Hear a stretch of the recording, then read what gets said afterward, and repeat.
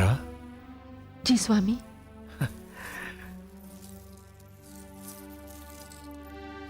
चित्रा,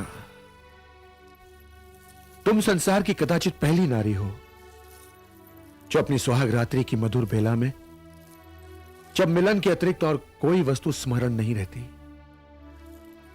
कोई भूली हुई बात स्मरण करके उसका समाधान करने चली गई। चित्रा, क्या मैं ये पूछ सकता हूं कि वो भूली हुई बात क्या थी? स्वामी, मुझे बताने में संकोच होता है। संकोच? नहीं, संकोच नहीं, बल्कि लज्जा का आभास। लज्जा का आभास?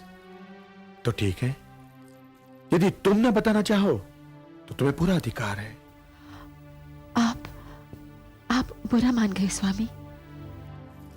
नहीं चित्रा, सर्वथा नहीं।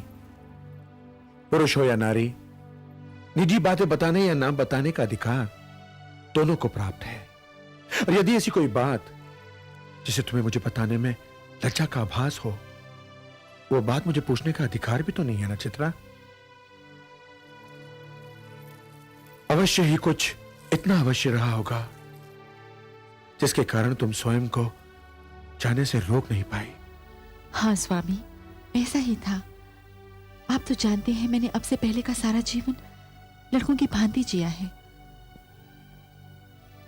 मुझे एक नारी की कोमल भावनाओं और नारी जीवन के सुंदर पक्षों का कोई ज्ञान नहीं था।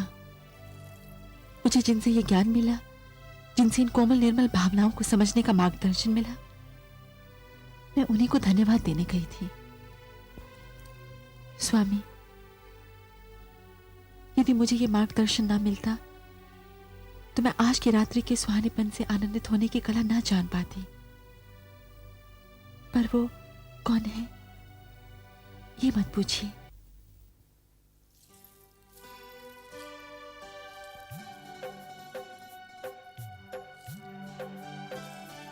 क्यों चित्रे?